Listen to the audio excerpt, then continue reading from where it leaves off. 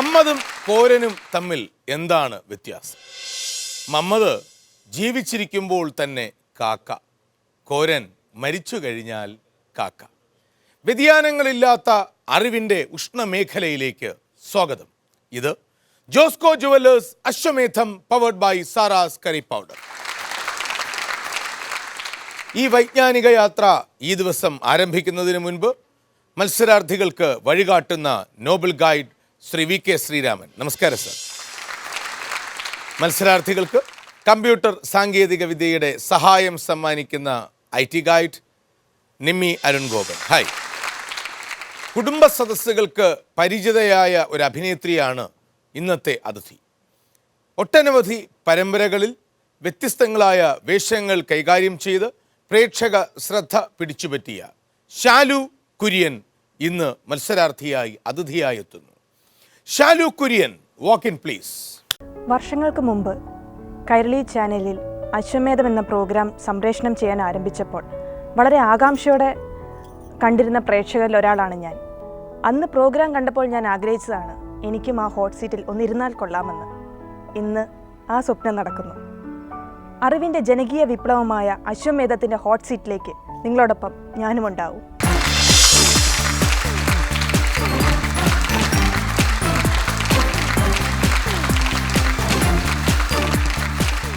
ശാലു, ഒരുപാട് പരമ്പരകളിൽ വ്യത്യസ്തങ്ങളായ വേഷങ്ങൾ കൈകാര്യം ചെയ്യുന്നു. ശാലുവിൻ്റെ മുഖത്ത് വളരെ ശാന്തമായ ഒരു ഭാവമാണുള്ളത്. ഞാൻ ശാന്തയാണ്. പക്ഷേ ഇവിടെ ആരൊക്കെയോ പറയുന്നത് കേട്ടു, നമ്മുടെ ഓഡിയൻസും ഒക്കെ പറയുന്നത് കേട്ടു, അയ്യോ അവളൊരു വില്ലത്തിയാ. ഒരുപാട് പരമ്പരകളിൽ അത്തരം ക്യാരക്ടേഴ്സും കഥാപാത്രങ്ങളെയും കൈകാര്യം ചെയ്യാറുണ്ട് അല്ലേ? അതെ. ജീവിതത്തിൽ എങ്ങനെയാണ്? ജീവിതത്തിൽ ഈ കാണുന്ന വില്ലത്തരം ഒന്നുമില്ല. ശാന്ത, ഈ പറഞ്ഞ കണക്ക് അത്ര ശാന്ത അല്ലെങ്കിലും ഈ പറയുന്ന വില്ലത്തരം ഒന്നും ഇല്ലാത്ത ഒരു നോർമൽ ഗേൾ. പഠിച്ചത് ഞാൻ എൻ്റെ ഡിഗ്രി കംപ്ലീറ്റ് ചെയ്തത് ബെസിലിയസ് കോളേജാണ്, കോട്ടയം ബെസിലിയസ് കോളേജ്. ഇപ്പൊ തിരുവനന്തപുരത്ത്. അതെ. അശ്വമേധത്തിന്റെ വൈജ്ഞാനിക യാത്രയിൽ ഞങ്ങളോടൊപ്പം സമയം പങ്കുവയ്ക്കാൻ ശാലു കുര്യൻ തയ്യാറായതിൽ നന്ദി. Thank you. Wish you all the best. Thank you so much. ഈ വിപരീത സമസ്യയിൽ ഏർപ്പെടാൻ ഈ ഹോട്ട് സീറ്റിലിരുന്ന് ശാലുവിൻ്റെ മനസ്സിൽ ഒളിപ്പിച്ചു വെക്കുന്ന വ്യക്തിയെ കണ്ടെത്തുവാൻ ഞാൻ ശ്രമം ആരംഭിക്കുന്നതിന് മുൻപ് പ്രാഥമിക റൗണ്ടായ യാഗഭൂമി ശാലു കടന്നു വരേണ്ടതുണ്ട്. യാഗഭൂമിയിലേക്ക് സ്വാഗതം.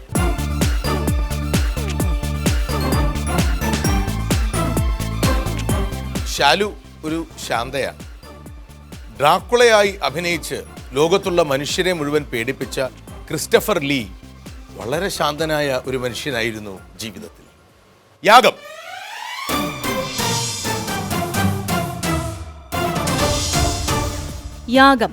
അശ്വമേധത്തിലെ ആദ്യ ചുവടായ യാഗത്തിൽ മത്സരാർത്ഥി അഭിമുഖീകരിക്കേണ്ടത് 3 റൗണ്ടുകളാണ്. ആദ്യ ബൗളിൽ നിന്നും തെരഞ്ഞെടുക്കുന്ന വിഷയത്തെ ആസ്പദമാക്കിയുള്ള ഗ്രാൻഡ് മാസ്റ്ററുടെ ശരിയോ തെറ്റോ എന്ന ചോദ്യത്തിന്റെ ശരിയുത്തരത്തിന് 1000 രൂപ ലഭിക്കും. ശരിയുത്തരം പറഞ്ഞ മത്സരാർത്ഥി രണ്ടാമത്തെ ബൗളിലേക്ക് നീങ്ങും. ഗ്രാൻഡ് മാസ്റ്ററുടെ ചോദ്യത്തോടൊപ്പമുള്ള 2 സൂചനകളിൽ നിന്നും ശരിയുത്തരം പറഞ്ഞാൽ ലഭിക്കുന്നത് 2500 രൂപയാണ്. മൂന്നാമത്തെ ബൗളിൽ ചടങ്ങുകൾ ആദ്യത്തെ റൗണ്ട് പോലെ തന്നെ, പക്ഷേ ഉത്തരത്തിനായുള്ള ഗ്രാൻഡ് മാസ്റ്ററുടെ സൂചന 3 മാറും. ഇവിടെ ജയിച്ചാൽ ലഭിക്കുന്നത് 5000 രൂപയാണ്. 4ാം റൗണ്ടിൽ ഒരു ദൃശ്യത്തെ ആസ്പദമാക്കിയുള്ള ചോദ്യത്തിന്റെ ശരിയുത്തരത്തിന് ലഭിക്കുന്നത് 10000 രൂപയാണ്. ഈ മേഖലയിൽ 10000ന് മുൻപേ പരാജയപ്പെട്ടാൽ 1000 രൂപ മാത്രമേ ലഭിക്കൂ. ജയിച്ചാൽ മത്സരം തുടരാം, അല്ലെങ്കിൽ 10000 രൂപയുമായി പിൻവാങ്ങാം. ശാലു, യാഗത്തിൽ ആദ്യ റൗണ്ടിലെ വിജ്ഞാന ഗോളത്തിൽ നിന്നും ശാലുവിന് ഒരു വിഷയം തിരഞ്ഞു.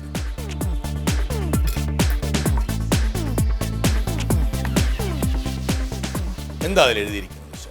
വിവാദങ്ങൾ. ലൈംഗിക വിവാദത്തിൽ പെട്ട് നിയമ നടപടികളുടെ കുരുക്കിലായ മാധ്യമ പ്രവർത്തകനാണ് തരുൺ തേജ്പാൽ. എൻ്റെ വാചകം ശരിയോ തെറ്റോ എന്ന് മാത്രം ശാലു പറഞ്ഞാൽ. ശരിയാണ്. ശരി എന്നാണ് ശാലു പറഞ്ഞത്. ശാലു പറഞ്ഞ ഉത്തരം 100% ശരിയാണ്. മിർ റിയൽറ്റേഴ്സ് നൽകുന്ന 1000 രൂപയുടെ ആദ്യ സമ്മാനം ശാലുവിന്. ഇനി രണ്ടാം വിജ്ഞാനഗോളം.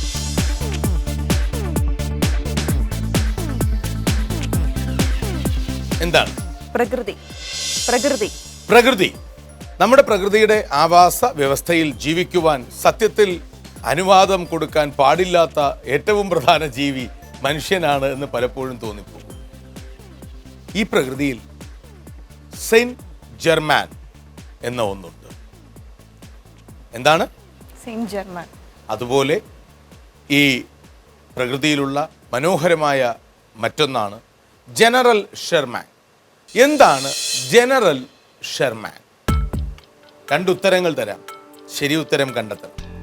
എൻ്റെ ഒന്നാമത്തെ ഉത്തരം, ഈ പ്രകൃതിയിലെ ഏറ്റവും വലിയ വൃക്ഷം ആണ് ജനറൽ ഷെർമാൻ. എൻ്റെ രണ്ടാമത്തെ ഉത്തരം, ഈ പ്രകൃതിയിലെ ഏറ്റവും കൂടുതൽ ആളുകൾ മരിച്ച യുദ്ധഭൂമിയാണ് ജനറൽ ഷെർമാൻ. ഓപ്ഷൻ 1, ഈ പ്രകൃതിയിലെ ഏറ്റവും വലിയ വൃക്ഷം. ശരിയാണ്. നാം അധിവസിക്കുന്ന ഈ പ്രകൃതിയിലുള്ള ഏറ്റവും വലിയ വൃക്ഷത്തിന്റെ പേര് ജനറൽ ഷെർമാൻ എന്നാണ് ശരിയായ ഉത്തരം. പ്രേക്ഷകർക്ക് ജനറൽ ഷെർമാങ്ങിന്റെ ഒരു ചിത്രം ഇപ്പോൾ കാണാം. മിർ റിയൽറ്റേഴ്സിന്റെ 2500 രൂപ ശാലുവിന് സ്വന്തം. ഇനി മൂന്നാം വിജ്ഞാന ഗോൾ.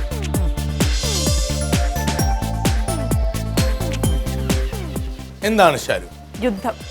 യുദ്ധത്തിനെ കുറിച്ചുള്ള എൻ്റെ ചോദ്യത്തിന് 3 ഉത്തരങ്ങൾ നൽകും. അതിൽ ശരിയായ ഉത്തരം ഏത് എന്ന് കണ്ടെത്തുക. 1741 ഒരു ഭാരതീയ ശക്തി ഒരു യൂറോപ്യൻ ശക്തിയെ പരാജയപ്പെടുത്തി ചരിത്രം കുറിച്ചു. ഏതായിരുന്നു ആ യുദ്ധം എന്നാണ് എൻ്റെ ചോദ്യം. ഒന്നാമത്തെ ഉത്തരം കുളച്ചൽ യുദ്ധം, രണ്ടാമത്തെ ഉത്തരം വാണ്ടിവാഷിലെ യുദ്ധം, 3 ബെക്സാറിലെ യുദ്ധം. ഓപ്ഷൻ 1 കുളച്ചൽ യുദ്ധം. ഓപ്ഷൻ 1 കുളച്ചൽ യുദ്ധം. അതെ. അനിഴം തിരുനാൾ മാർത്താണ്ഡവർമ്മ ഡച്ചുകാരെ പരാജയപ്പെടുത്തിയ കുളച്ചൽ യുദ്ധമാണ് അത് എന്നാണ് ശാലുവിന്റെ ഉത്തരം. അതെ. ആ ഉത്തരം 100% ശരിയാണ്. മിർ റിയൽറ്റേഴ്സിന്റെ 5000 രൂപയുടെ സമ്മാനം ശാലു സ്വന്തമാണ്. ഇനി ഒരേ ഒരു കടമ്പ കൂടി കഴിഞ്ഞാൽ നമ്മൾ ആ ഹോട്ട് സീറ്റിൽ. ആ കടമ്പയ്ക്ക് ഒരു കാഴ്ചയാണ് കാരണം.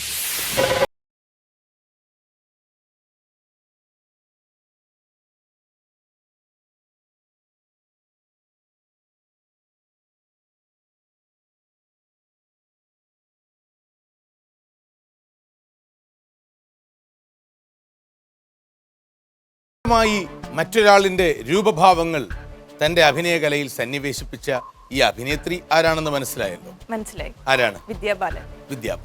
വിദ്യാബാലന് ദേശീയ പുരസ്കാരം നേടിക്കൊടുത്ത ചിത്രം ഏതാണ്? Dirty picture. ഡർട്ടി പിക്ചർ ശരിയായ ഉത്തരം. Congratulations. You have won ₹10,000 from Mir realtors. Shri V K Sreeram, Vidya Balan കൂടുമാറ്റി അല്ലെങ്കിൽ മറ്റൊരാളായി പകർന്നാടി എന്നൊക്കെ ഞാൻ പറഞ്ഞു. സിൽക്ക് സ്മിതയുടെ ജീവിതം ചിത്രീകരിച്ച ആ ചലച്ചിത്രം. സിൽക്ക് സ്മിത ജീവിച്ചിരുന്നപ്പോൾ കേരളത്തിലെ ഒരു പ്രമുഖ ദിനപത്രത്തിനു വേണ്ടി സിൽക്ക് സ്മിതയെ അഭിമുഖം ചെയ്യാനെത്തി പിന്നീട് തീവണ്ടിയിൽ നിന്ന് താഴെ വീണ് മരിച്ച മികച്ച കഥാകൃത്തും തിരക്കഥാകൃത്തും ഒക്കെയായിരുന്ന ശ്രീ GA ലാൽ. അന്ന് GA ലാലിനോട് വിജയലക്ഷ്മി എന്ന സിൽക്ക് സ്മിത പറഞ്ഞു, വിജയലക്ഷ്മി സത്തുപോയിട്ടേ, വിജയലക്ഷ്മി മരിച്ചു, ഇന്ന് സിൽക്ക് സ്മിതയായി ഞാൻ ജീവിക്കുന്നു. ശാലു കുര്യൻ യാഗം വിജയകരമായി പൂർത്തിയാക്കി.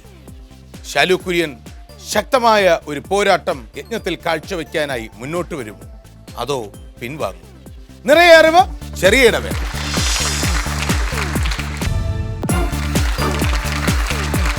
മഴ കൊണ്ട് മാത്രം മുളയ്ക്കുന്ന വിത്തുകൾ ചിലതുണ്ട് മണ്ണിൻ മനസ്സിൽ എന്ന് കവി Rafeeq Ahmed.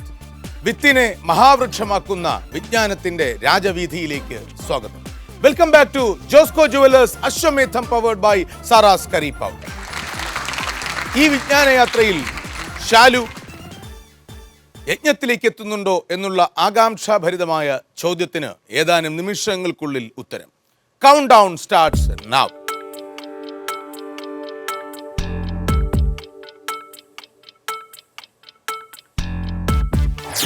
Thumbs up is the signal. Shalu, welcome back.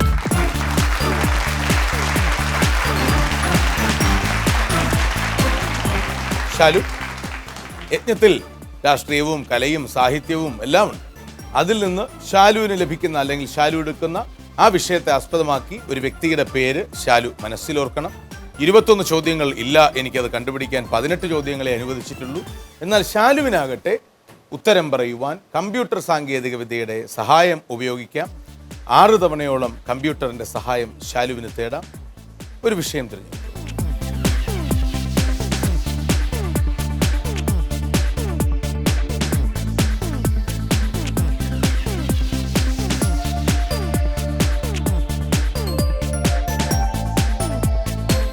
പരമ്പരകളിലെ ഈ പ്രതിഭ എന്നെ നന്നായി പമ്പരം കറപ്പിക്കുമോ?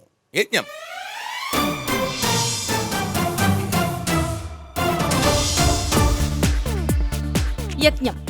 യജ്ഞത്തിൽ 3 റൗണ്ടുകളാണ് ഉള്ളത്. ആദ്യ ബൗളിൽ നിന്നും എടുക്കുന്ന വിഷയത്തെ ആസ്പദമാക്കിയുള്ള ഒരു വ്യക്തിയെയാണ് ഇത്തവണ മത്സരാർത്ഥി ആലോചിക്കേണ്ടത്. 25,000 രൂപയ്ക്ക് അർഹമാകുന്ന ഈ റൗണ്ടിൽ ജയിച്ചാൽ അടുത്ത പടിയിലേക്ക്, പരാജയപ്പെട്ടാൽ 2,500 രൂപയുമായി മടങ്ങാം. യജ്ഞത്തിലെ 2ാം റൗണ്ടിൽ മത്സരാർത്ഥി ചിന്തിക്കേണ്ടത് ബൗളിലെ വിഷയത്തിൽ നിന്നും അതിനോടനുബന്ധിച്ച ഒരു സംഭവമാണ്.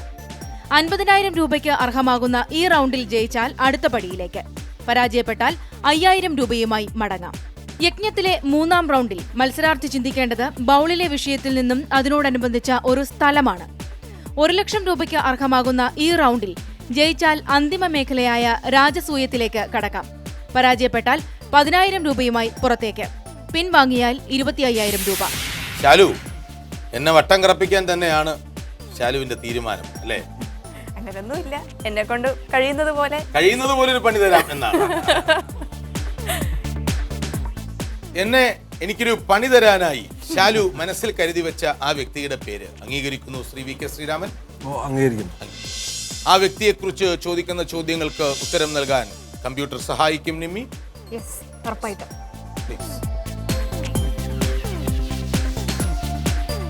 ആരൊക്കെയാ ഷാലുവിന്റെ കൂടെ സഹായത്തിന്?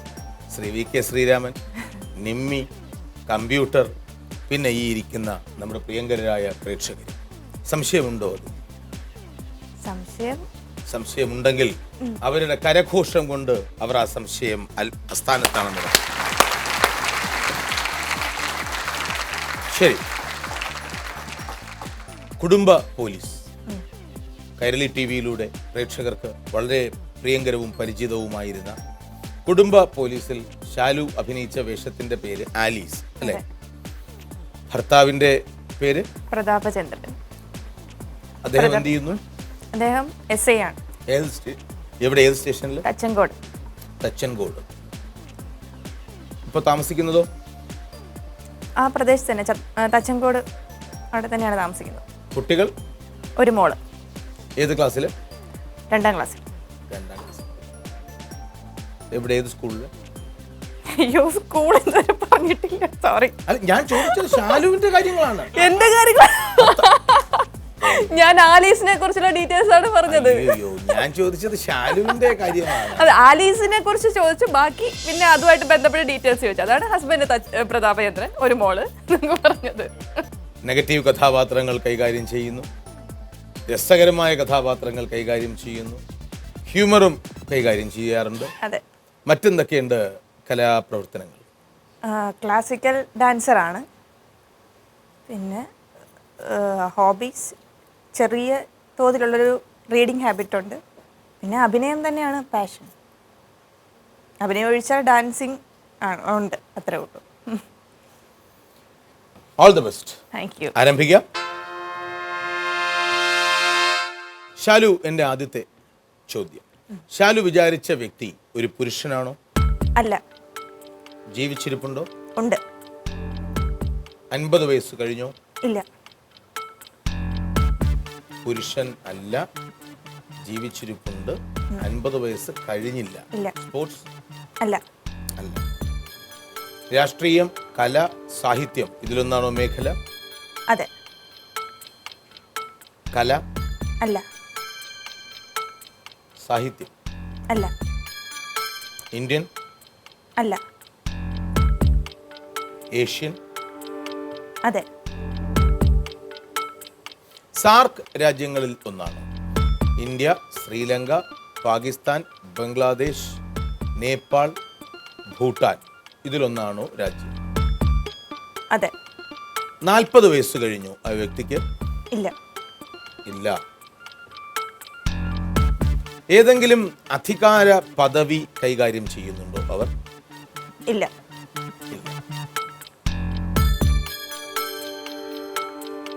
30 വയസ്സ് കഴിഞ്ഞു ആ വ്യക്തിക്ക്? ഇല്ല. ഇല്ല.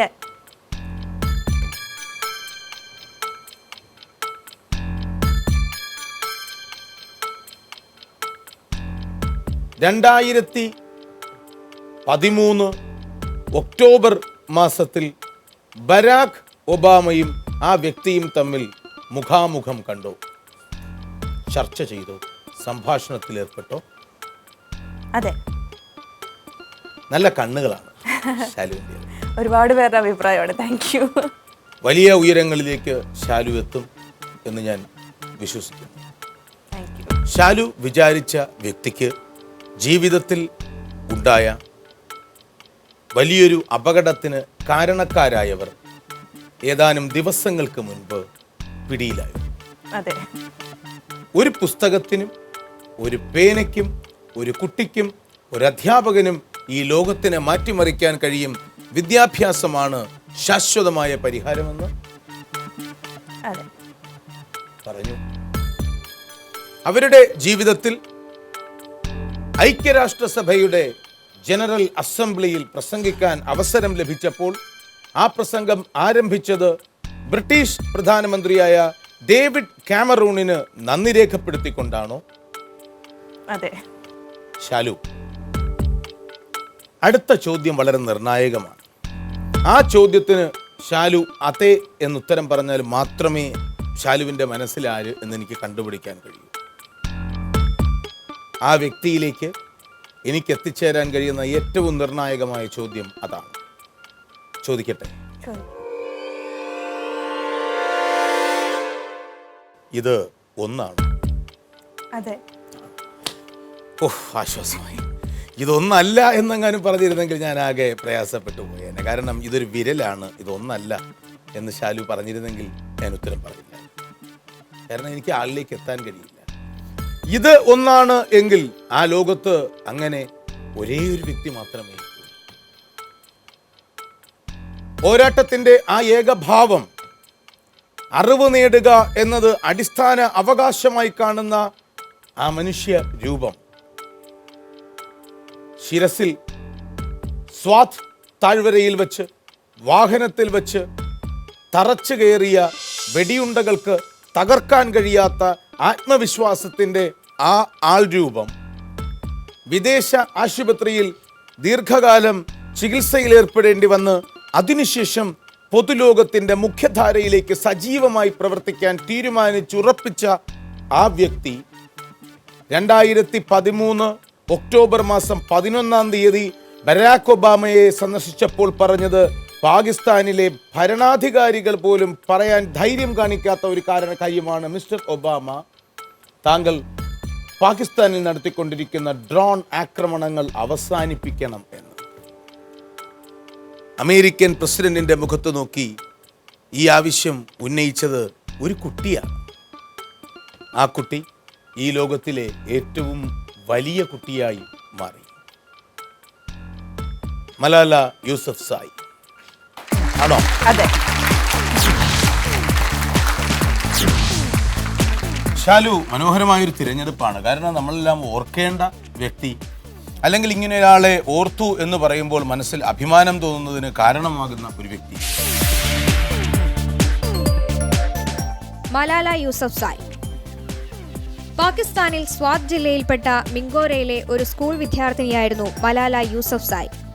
പെൺകുട്ടികൾ സ്കൂൾ വിദ്യാഭ്യാസം നേടുന്നതിനെതിരെയുള്ള താലിബാന്റെ നിരോധനത്തോടുള്ള പ്രതിഷേധത്തിന്റെയും അതുമായി ബന്ധപ്പെട്ട സാമൂഹ്യ പ്രശ്നങ്ങളുടെയും പേരിലാണ് മലാല അറിയപ്പെടുന്നത്. പാകിസ്ഥാന്റെ ആദ്യ ദേശീയ സമാധാന പുരസ്കാരം, സമാധാനത്തിനുള്ള നൊബേൽ സമ്മാനം എന്നിവ നേടി. 2012 നവംബർ 10 അന്താരാഷ്ട്ര മലാല ദിനമായി ആചരിച്ചു. നൊബേൽ സമ്മാനം ലഭിക്കുന്ന ഏറ്റവും പ്രായം കുറഞ്ഞ വ്യക്തിയാണ് Malala.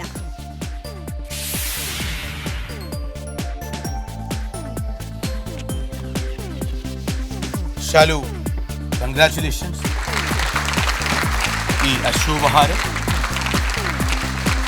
Mir real ടോക്സിന്റെ cash award. പാട്ട് പാടുന്നു. ഒന്ന് നിർബന്ധിച്ചോട്ടെ, 2 വരികൾ. ശ്രമിക്കാം. മലരൊളിയേ മന്ദാരമലരേ മഞ്ചാടി മണിയേ ചാഞ്ചാടും അഴകേ പുതുമലരേ പുന്നാരമലരേ എന്നോമൽ കുളിരേ എൻ കുഞ്ഞുമണിയേ ലാലി ലാലി ലേ ലാലി ലാലി ലേലോ. മതി. നിർബന്ധിച്ചില്ലായിരുന്നെങ്കിൽ ഞാനൊരു മണ്ടനാകുമായിരുന്നു അല്ലേ? ശാലു മനോഹരമായി മലരൊളിയെ എന്ന് പാടിയത് മലയാളികൾ കേൾക്കുകയും ചെയ്തു മനം നിറയെ അല്ലേ? മലരൊളി തിരളും മധുചന്ദ്രികയിൽ മഴവിൽ കൊടിയുടെ മുനമുക്ക.